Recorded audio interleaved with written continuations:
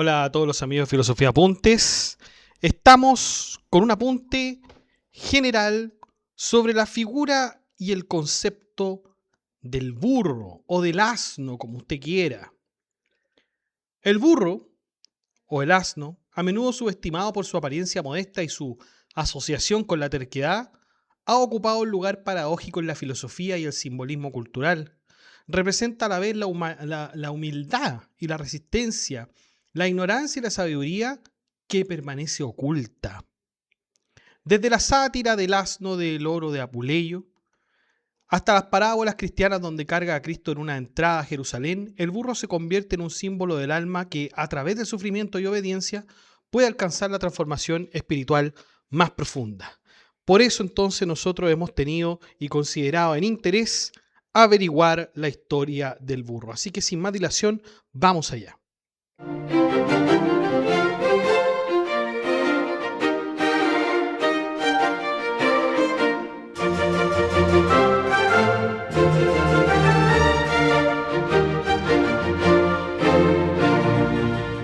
Bueno, partamos entonces con las diferencias en cuanto a su nombre, porque de repente uno dice o asno o burro. Bueno, tenemos que decir que el asno, la palabra asno, proviene del latín asinus y es el término más formal, técnico o literario. De hecho, se usa en contextos científicos ocultos. Y la palabra burro procede del latín burricus, que significaba caballo pequeño o caballo de carga. Y con el tiempo se popularizó para designar al mismo animal, siendo la forma coloquial o popular en el habla cotidiana de España y América Latina. Entonces, el asno suele emplearse en textos religiosos, simbólicos, literarios, y a veces se asocia con paciencia, humildad o incluso sabiduría. En cambio, el burro se usa más en el lenguaje corriente, pero también tiene una connotación peyorativa en frases como, por ejemplo, ser burro, que es como sinónimo de ser torpe o ignorante. Entonces, las culturas antiguas veían la figura del burro o del asno, como ustedes quieran, en múltiples significados y a menudo contradictorios dependiendo del contexto religioso, social o mitológico. Por ejemplo, en Egipto el burro estaba vinculado al dios Seth, que es asociado al caos y al desierto, lo que le otorgaba una connotación ambigua. Era tanto una fuerza indómita como una criatura necesaria para la supervivencia en regiones áridas.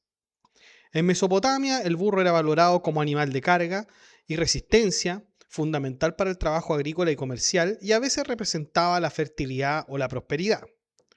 En Grecia aparecía con frecuencia como símbolo de lo burdo y lo irracional, como en la fábula de Esopo, pero también como vehículo de los dioses, como Sileno o Dionisio, cuya embriaguez se asociaba a menudo con un asno.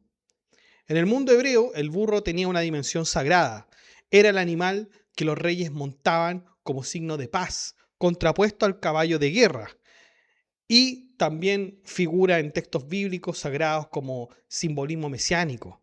Así en las culturas antiguas el burro oscilaba entre lo sagrado y lo vulgar, entre lo útil y lo despreciado, sirviendo como espejo de las tensiones humanas entre cuerpo y espíritu, servidumbre y dignidad. Así siempre lo vieron las civilizaciones antiguas, cosa que no es muy distinto a lo que podríamos pensar hoy. Pero ¿qué pasa en el Antiguo Testamento? En el Antiguo Testamento el burro aparece desde el Génesis como un animal de carga y riqueza. Por ejemplo, en Génesis 30:43 se menciona como parte de los bienes de Jacob, y en Génesis 34 el príncipe de Siquem se llama Hamor, que es burro en hebreo, lo que refleja el estatus del animal. También en Éxodo y Números se lo presenta como medio de transporte esencial para la vida cotidiana. Un episodio notable es el de la burra de Balaam en Números 22, 21 al 33, donde el animal ve al ángel del Señor antes que su dueño y habla para advertirlo, convirtiéndose en instrumento de revelación divina. El diálogo exacto entre la burra y Balaam aparece en Números 22, 28 al 30 y dice así: Entonces Jehová abrió la boca al asna, la cual dijo a Balaam: ¿Qué te he hecho que me has azotado estas 3 veces? Y Balaam respondió a la asna: ¿Por qué te has burlado de mí? Ojalá tuviera una espada en mi mano y ahora te mataría. Y el asna dijo a Balaam: ¿no soy yo tu asna? Sobre mí has cabalgado desde que tú me tienes hasta este día. He acostumbrado a hacerlo así contigo. Y él respondió: no. Como podemos ver entonces, la burra interpela a su amo con una pregunta lógica y justa, apelando a la memoria y la experiencia compartida. ¿Acaso he actuado así antes? De manera irónica, entonces, el animal muestra más razonamiento, justicia y memoria que el mismísimo profeta Balaam. En Zacarías 9:9 se profetiza que el Mesías vendrá montado en un burro como signo de humildad. Dice: he aquí que tu rey vendrá a ti, humilde y montado sobre un asno. Se fija entonces que el Antiguo Testamento por lo menos tiene una visión más positiva, más profética que incluso que la civilización antigua. Por otro lado, su fuerza y resistencia lo convertían en un animal ideal para tareas agrícolas, como arrastrar arados o hacer girar las ruedas de molinos para moler cereales. Sin embargo, la legislación mosaica también mostraba una comprensión precisa de la naturaleza y las limitaciones de los animales. Por ejemplo, en Deuteronomio 22:10 prohíbe explícitamente arar con un burro y un buey juntos, debido a la diferencia en tamaño, fuerza y ritmo, lo que comprometería la eficacia del trabajo y causaría sufrimiento a ambos animales. De ahí también surge la noción de yugo desigual, que más adelante fue adoptada como metáfora ética y espiritual, especialmente en los textos del Nuevo Testamento como el 2 de Corintios 6:14. Además, el burro no era un animal cualquiera. Cierto tipo de asnos eran reservados para personas de alta posición como jueces, jefes o notables, donde se menciona a los que cabalgaban en asnas blancas como señal de distinción. En el libro de Jueces 5:10 podemos ubicar esto. Con el tiempo, la mula, que era el resultado del cruce entre un burro y una yegua, fue ganando protagonismo como símbolo de estatus debido a su fortaleza, tamaño y también rareza. No obstante, el caballo conservaba su asociación con la guerra y el poder militar, siendo usado principalmente en contextos de batalla o viajes extensos. El Nuevo Testamento, la profecía de Jesús en un burro se cumple explícitamente en la entrada triunfal de Jesús en Jerusalén, como lo dice el Mateo 21 del 1 al 7 o Juan 12:14 al 15. Cuando él escoge montar un burro en lugar de un caballo, reforzando su identidad como Mesías pacífico y no como un conquistador militar. Este gesto tiene una fuerte carga teológica, o sea, Jesús invierte las expectativas del mesianismo político y se presenta como servidor, no como caudillo. Y así el burro se convierte en un emblema de una nueva forma de poder, humilde, no violento, espiritual. ¿Qué pasaba en la antigua Grecia? Bueno, el asno ocupaba un lugar marginal pero significativo en el imaginario cultural. Estaba cargado de simbolismo burlesco, filosófico y religioso.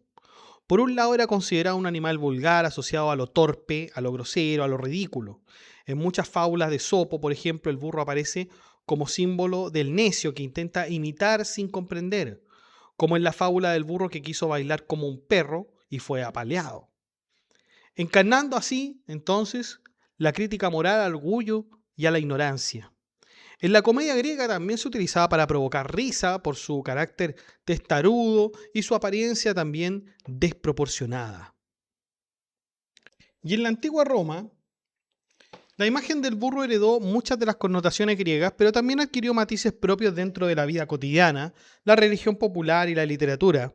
Por una parte, el asno o el asinus era un animal común, esencial para las labores agrícolas, de transporte de carga y también el molino. Su presencia era tan habitual que llegó a simbolizar lo rústico, lo simple y lo campesino, y por eso también lo ridículo o lo torpe. En el lenguaje coloquial romano, llamar asno a alguien equivalía a llamarlo ignorante o estúpido, una expresión que ha perdurado incluso hasta el día de hoy.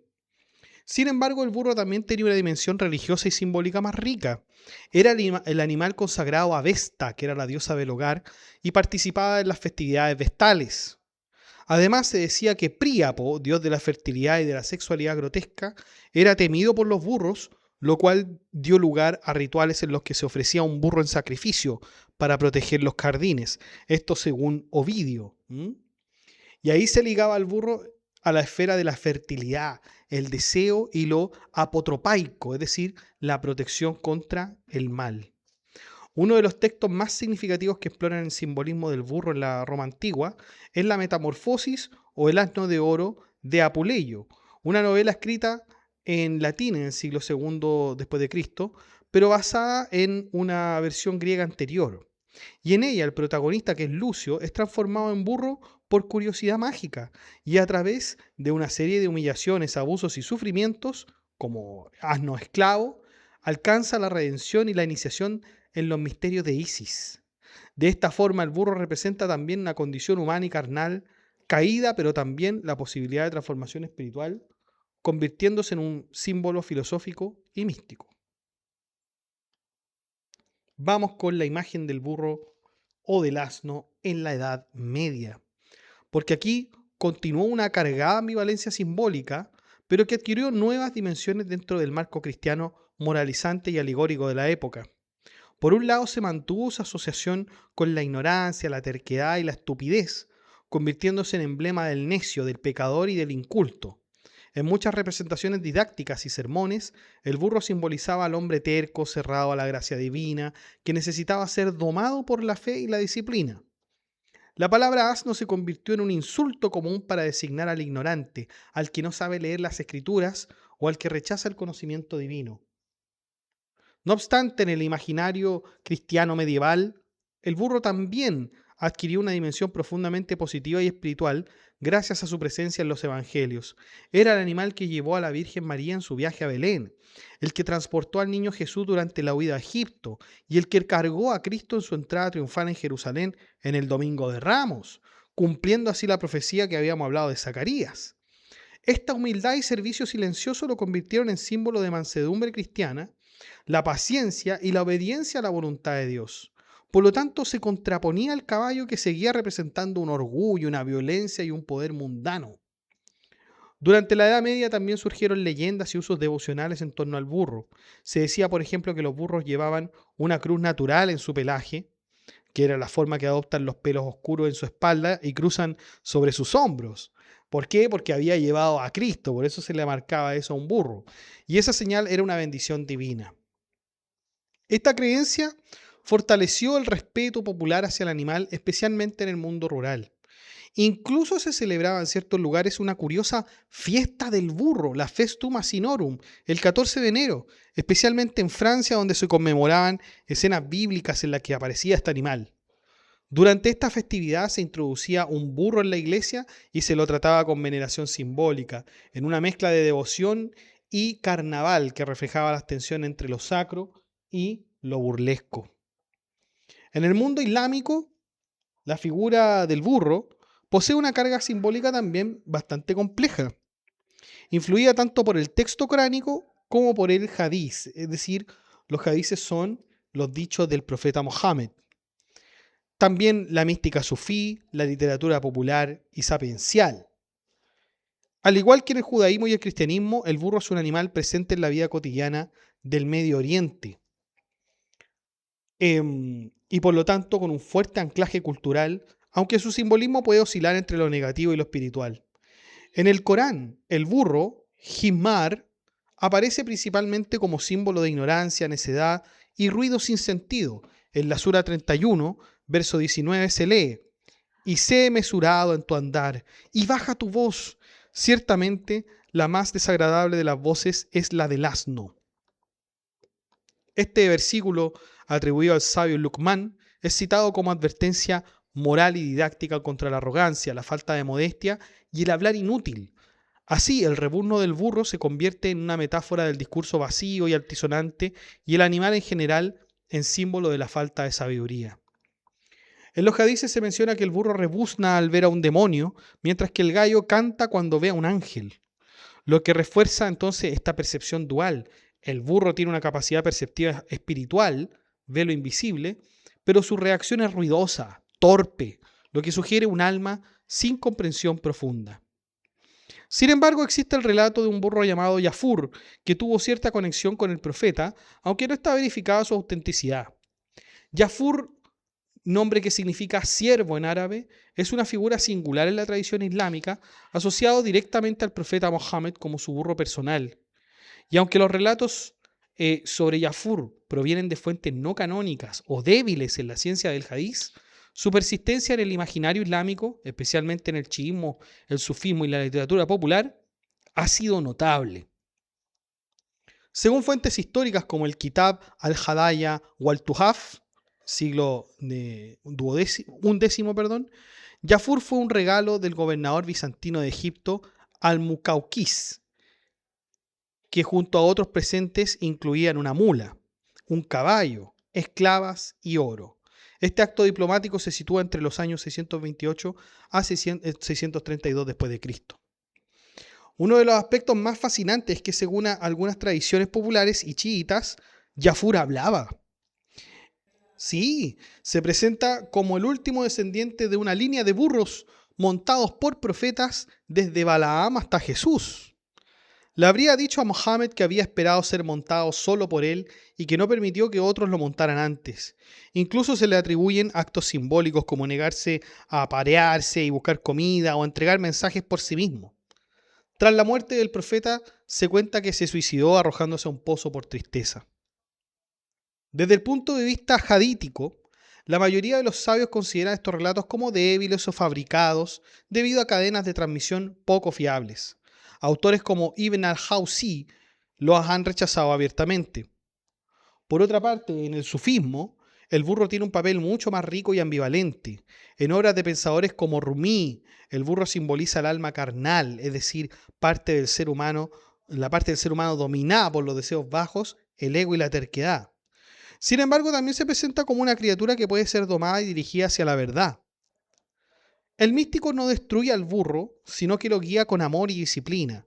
Y en este contexto el burro entonces representa el cuerpo o el yo inferior, que aunque obstinado es necesario para avanzar por el camino espiritual si se somete a la razón y al alma purificada.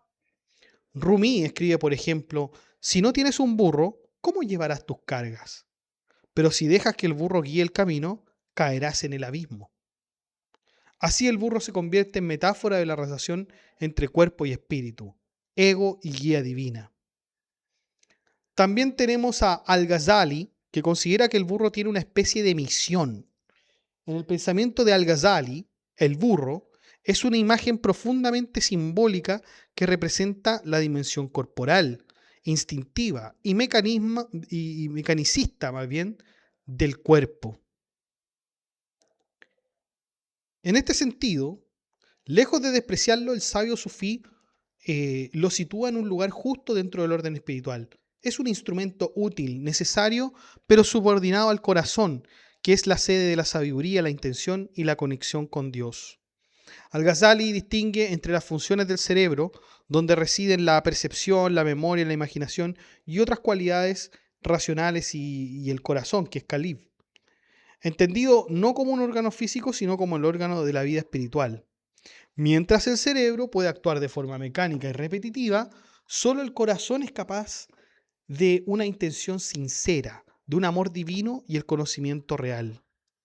Entonces, en este esquema de cuerpo y mente,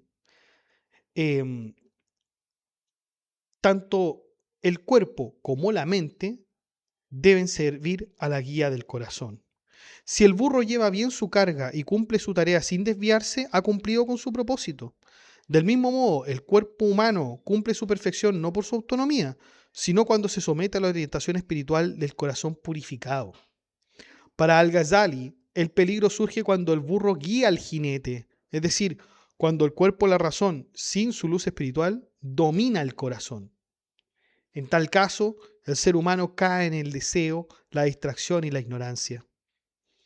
También tenemos, aparte de Al-Ghazali, que una visión muy interesante, es la de Surawardi, que habla de jinetes de burros levantados como sufíes. Y ahí está empleando una imagen cargada de ironía y un juicio más bien espiritual. Porque el burro en la tradición sufí representa frecuentemente el nafs como el alma inferior, lo instintivo, lo pasional, lo mecánico. Montar un burro puede representar humildad si es sincero, pero en este contexto simboliza la pretensión vacía, el disfraz externo. El jinete de burro se presenta como un sufí, Viste el manto azul, se une a la danza, pronuncia las fórmulas, pero no ha pasado por la transformación interior real. Es un impostor del camino espiritual, que al primer golpe de los guerreros del camino de la realización, es decir, los verdaderos buscadores y portadores del conocimiento interior, falla en su esencia y se desmorona. También en este periodo está la formulación teórica conocida como el asno de Buridán o el burro de Buridán, que es una célebre paradoja filosófica que se utiliza para ilustrar los límites de la razón pura, la indecisión ante opciones iguales y las consecuencias de una voluntad suspendida por falta de causas determinantes. El burro de Buridán es una teoría bastante antigua, porque no solamente es de Jean Buridan, sino que podríamos remontarla incluso a Aristóteles. Y claro, la teoría consistía en que un burro está frente a dos fajos de paja, a dos fardos de paja, que tienen exactamente la misma cantidad, exactamente la misma cantidad. Entonces se le presentan los dos a sus ojos, uno a la izquierda, otro a la derecha, y no sabe cuál elegir, porque son de la misma cantidad, de la misma cantidad. Están colocados de la misma forma, solamente que uno está a la derecha y otro está a la izquierda. Esa es la única diferencia. ¿Cuál va a elegir el burro si las dos opciones son iguales? El burro no se puede quedar en la indecisión, el burro va a ver por cuál va a optar. ¿Ya? De hecho, eso ocurre en la realidad. Con dos opciones iguales, de alguna manera, nosotros nos inclinamos a una, sea por la razón que sea. Pero esa razón, al parecer, que tenemos, no es objetiva, sino que más bien es subjetiva. Porque si fuera objetiva, no tendríamos razón de elegir una por otra, porque no tiene ninguna diferencia, sino que es un razonamiento subjetivo. Eso es lo interesante de la paradoja del burro o del asno de Buridán. Y aunque se le atribuye tradicionalmente a Jean Buridan, en realidad se dice que es de Aristóteles. ¿Ya? Yo no me acuerdo de haber leído esto en los textos de Aristóteles, quizás esté en el texto de los animales, en la historia de los animales. De hecho, Buridán no menciona literalmente al burro, sin embargo, su teoría de la voluntad libre y la causalidad racional fue el punto de partida para que esta alegoría más tarde fuera atribuida a él por sus escritos. Pero siempre es conocida como el, el asno de Buridán. Si ustedes lo buscan ahí en internet, va a aparecer así, como el asno de Buridán. Vamos entonces con el Renacimiento. ¿Cómo veían al burro en el Renacimiento? Siguiendo la tradición medieval, el burro fue ampliamente utilizado como metáfora de la ignorancia, la testarudez y el alma vulgar. En la iconografía y en la literatura satírica representaba al inculto, al que no sabe latín, al enemigo del saber. Era como ver al burro en manuales pedagógicos o emblemas morales, como el emblema del asno leyendo, donde se burlaban de quienes aparentaban sabiduría y sin comprensión. De hecho, es una imagen muy antigua donde sale una especie de burro sentado en una silla, viendo un libro sobre burros y con un lápiz tratando así de aprender de sí mismo, ¿no? El refrán latino asinus ad liram, el asno ante la lira, reflejaba esta burla. No puede entender la música ni la armonía como el necio ante el arte. En obras como el Elogio de la Locura, Erasmo presenta a la diosa Locura, exaltando su dominio sobre todas las clases humanas, especialmente sabios, teólogos, predicadores y políticos, quienes creen tener conocimiento o autoridad, pero en realidad actúan como burros cargados de libros. Esta imagen que resuena también con el versículo coránico del 62.5, conocido en la Edad Media, que expresa la idea de que el que acumula información sin sabiduría, repite sin comprender, enseña sin vivir lo que predica. Dice, cargados de libros como burros, van a las cátedras, los púlpitos o los tribunales, pero ni el peso de su saber ni su apariencia imponente los hacen menos necios. El burro entonces no es el campesino honesto ni el trabajador humilde, sino el necio revestido de autoridad, el que no reconoce su ignorancia porque se ha disfrazado de sabio. Eso era por lo menos lo que nos decía Erasmo de Rotterdam. Pero ¿qué nos dice Giordano Bruno? Giordano Bruno también utiliza la imagen del burro en obras como La Cena de las Cenizas y La Expulsión de la Bestia Triunfante. Bruno critica duramente a los teólogos, filósofos aristotélicos y pedantes escolásticos a quienes califica de asnos cargados de letras, que repiten sin comprender, que profesan una sabiduría muerta y que se aferran a un conocimiento sin vida ni libertad, no muy distinto a lo que planteaba Erasmo y otros filósofos de la época. Pero también trata la imagen del burro en obras como por ejemplo La Cábala del caballo Pegaso. En el universo clásico, el Pegaso es el símbolo de una inspiración poética, o sea, es el vuelo del alma, la ascensión del mundo celeste de las ideas. Pero en la Cábala del caballo Pegaso, o la Cábala del caballo Pegaseo, Giordano Bruno trata al burro como una figura alegórica de gran profundidad filosófica y moral, muy distinta a la imagen vulgar del animal ignorante o necio. En esta obra, Bruno en realidad revaloriza al asno, transformándolo en símbolo del saber natural, la humildad y la paciencia en oposición al falso intelectual lleno de vanidad. Bruno contrapone la sabiduría natural del asno con la vana aspiración del Pegaso, porque el caballo alado busca elevarse demasiado olvidando la tierra. En cambio, el asno, mantiene los pies sobre el suelo, simbolizando la unión equilibrada entre lo terreno y lo divino. De hecho, esa cábala del caballo Pegaso, en realidad ahí no se está refiriendo Bruno a un Pegaso, sino que se está refiriendo a un burro, efectivamente. Y por cábala se quiere decir sabiduría. O sea, esa obra debió haberse llamado, en lo profundo, debió haberse llamado la sabiduría del burro. ¿Ah? La sabiduría del burro debe haberse llamado. ¿Por qué? Porque encarna el burro la humildad, encarna la sabiduría, encarna la paciencia. Ujú. De hecho, Bruno también lo justifica con los mismos pasajes bíblicos, etcétera. Hace el mismo trabajo que hacían los antiguos. O sea, era un buen renacentista en ese sentido, Giordano Bruno, porque rescataba la tradición griega, romana y la tradición bíblica, ¿no? La sabiduría, etcétera. Por lo tanto, aquí nos dice que en contraste a aquellos que se creen sabios, se creen Pegasos, la verdad es que el burro está por sobre, encima de todos ellos, nos dice Giordano Bruno. Por lo demás, esto lo saca el señor Giordano Bruno de este texto de Nicolás de Cusa llamado Sobre la docta ignorancia, o más bien un concepto. Y sí, bueno, también está la obra, pero es el concepto de docta ignorancia. El ignorante es sabio porque sabe hasta dónde llega su conocimiento.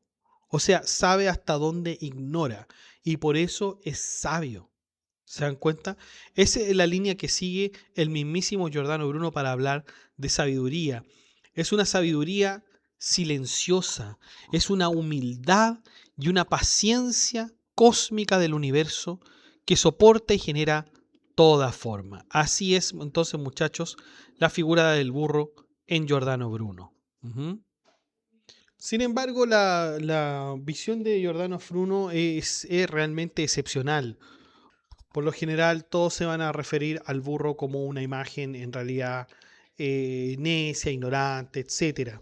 De hecho, como el mismo Martín Lutero decía en uno de sus textos que se llama De la educación cristiana o de las escuelas cristianas, en donde trataba de estiércol asnal a las enseñanzas de los escolásticos, ¿no? Entonces, el concepto de asnal sigue ahí bien patente y era bien peyorativo, ¿no?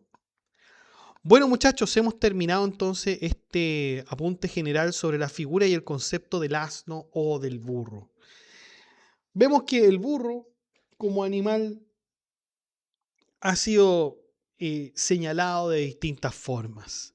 Pero si hay algo que podríamos decir, más allá de que sea un símbolo de ignorancia o sabiduría, yo creo que más allá de cualquiera de esos dos conceptos, es más importante el concepto de alguien que soporta, una resistencia tiene el burro a todas las cosas, ya sea buenas, ya sea malas.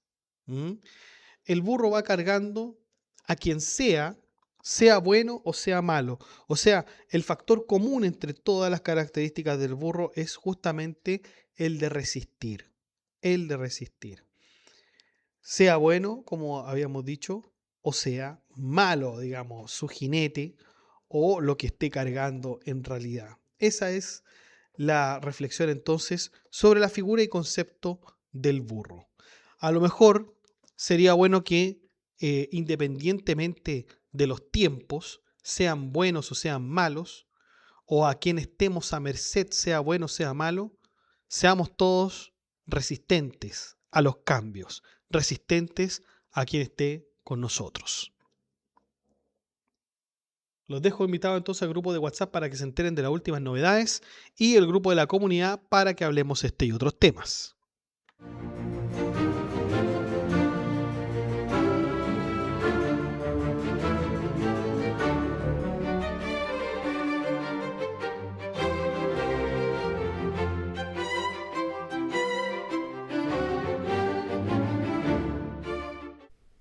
Bueno chicos, eso ha sido todo. Muchas gracias por ver este video. Desde el equipo de Filosofía Apuntes queremos dar un profundo y caluroso agradecimiento a quienes hacen posible que este proyecto educativo siga creciendo. A nuestro mecenas medieval, el nivel más alto de apoyo, Gab Welther. Amigo, tu respaldo ilumina este proyecto como un manuscrito entre velas. Gracias por ser parte esencial de esta comunidad pensante.